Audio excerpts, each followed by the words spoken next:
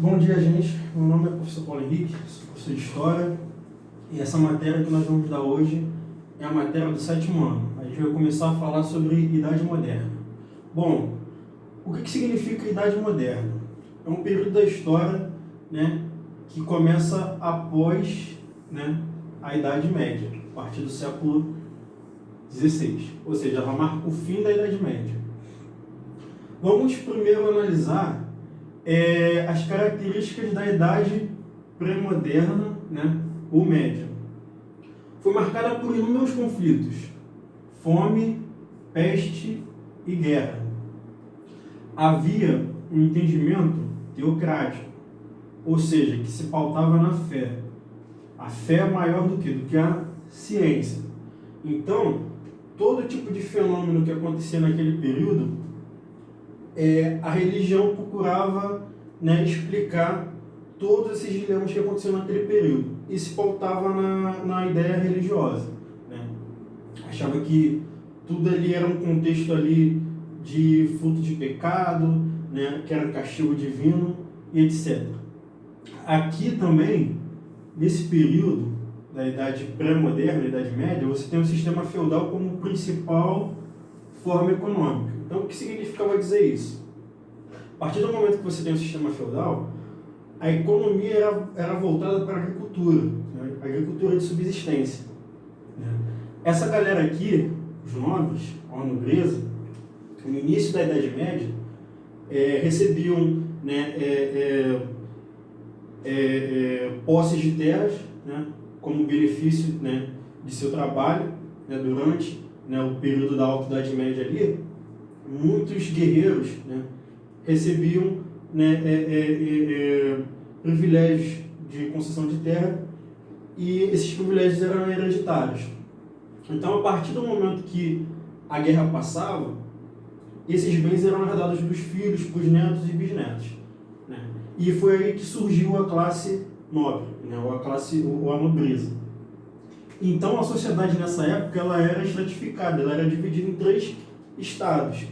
Você tem o clero, você tem a nobreza, como eu já falei. O clero, gente, é a galera da Igreja Católica, aqueles que oram. Os nobres eram os que guerreavam.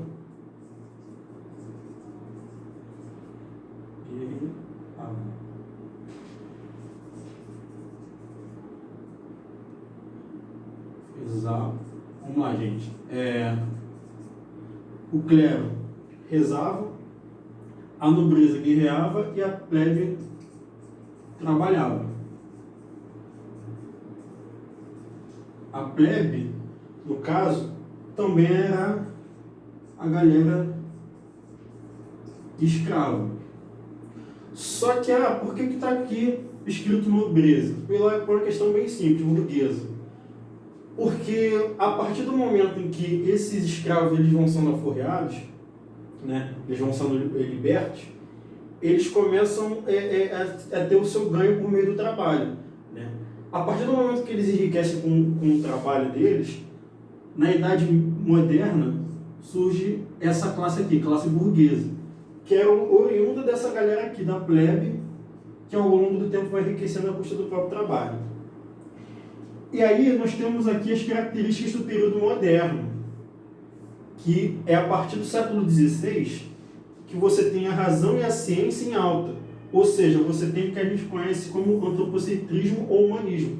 Ou seja, o homem agora se torna o centro do universo. Não mais agora a teocracia. A teocracia, o termo teocracia significa Deus como centro do universo. Mas, na verdade, era a religião acima de todos os seres humanos. Então, muitas vezes, a religião buscava explicar os fenômenos da natureza ou sociais, seguindo uma concepção religiosa que não era a mais adequada na época. Nesse período aqui do período moderno, você tem a fé e a razão, e a ciência explicando todos os problemas, todos os dilemas que aconteciam naquele período. Você tem o fortalecimento dos estados absolutistas. Por quê? Porque nesse período você também tem novos meios econômicos. Então, se tem novos meios econômicos, é certo a gente entender que essa galera aqui, vamos voltar para a plebe, eles começam a enriquecer E os reis, percebendo isso, começam a cobrar imposto dessa galera que já está enriquecendo, né? Ou imposto monetário ou imposto laboral. E é a partir daí que os estados absolutistas vão enriquecendo e vão se fortalecendo. Você tem novos meios econômicos, como eu já falei, descoberta de novas rotas comerciais, né, também conhecida como as grandes navegações, mudanças nas esferas sociais. Então você tem o enfraquecimento da nobreza e você tem a ascensão da classe burguesa que eu falei aqui, que é oriunda da plebe. Bom, aqui nós vemos Portugal como o primeiro Estado-nação a se modernizar, né? Ou seja, é a nação pioneira. Pioneira no quê? Nas grandes navegações. Porque foram eles que descobriram o caminho das Índias, foram eles que procuraram, né, se aperfeiçoar nas técnicas de navegação em 1415, está até no livro também, né? O comércio, ele começa a se diversificar, e uma das coisas que mais aconteceu nesse período é o comércio de especiarias e manufaturas. Então você já não tem mais a agricultura como base ali da economia, você já tem também o artesanato, né? Você também tem a confecção de roupas nessa época. E as grandes navegações, ela marca um novo ciclo para essa cidade moderna, porque até então, na Idade Média, como a gente estudou aqui, a sociedade era estratificada. Você tinha as três divisões ali e não havia assim, muita troca, né, cultural,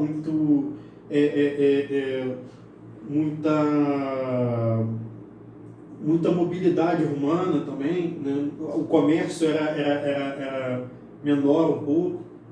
E aqui as grandes navegações ela possibilita a abertura, né, desses países aqui europeus para o mundo, né? Então, o que as grandes navegações favoreceu? Favoreceu a acumulação de metais preciosos, né?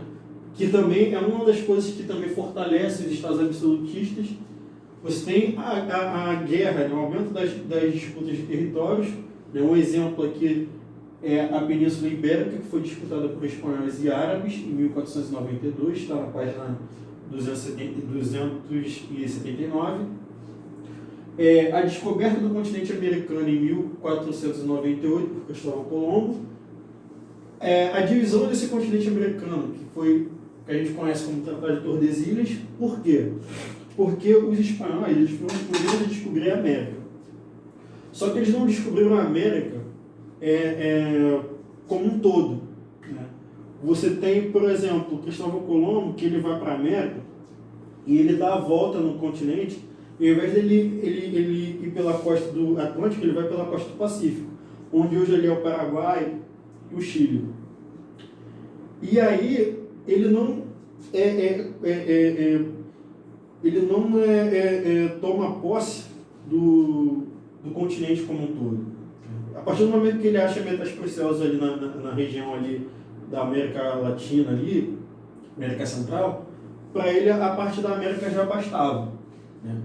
E aí Portugal, né, de certa maneira, percebendo isso, tenta entrar num acordo, né, com os espanhóis, e é daí que surge o Tratado de Tordesilhas. Então, o Tratado de Tordesilhas foi digamos assim, um prenúncio do descobrimento do Brasil, porque o descobrimento do Brasil já estava assim, digamos assim, articulado até mesmo antes de 1500.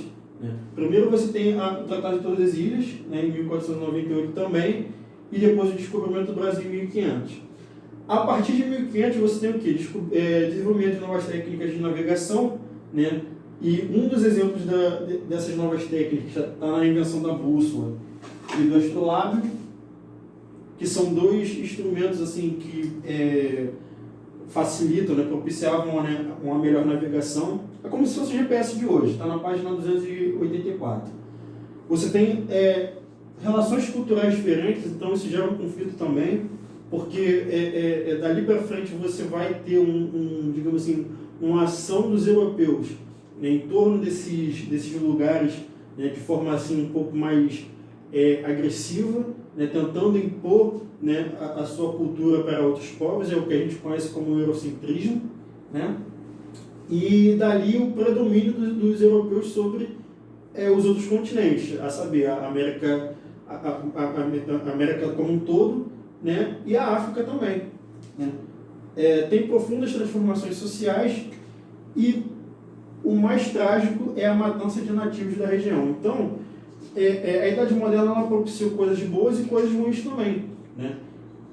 E é certo a gente entender como que essas coisas funcionam, né. Hoje, o que a gente mais vê por aí, né, é essa marca aqui, a última, né, porque hoje em dia você não tem mais, né, tribos indígenas no continente americano, né, da forma como era antes, você tem poucas tribos indígenas, né, e isso em todo o continente, né. E infelizmente isso é uma marca que a gente carrega nos dias atuais. Hoje em dia a população nativa da região ainda é muito pouca. Porém, outras coisas ainda favoreceram, né, para que houvesse a modernização, né, dos Estados europeus e, consequentemente, a modernização ao longo do tempo no nosso país. Por hoje é só. Fique com Deus. Um abraço.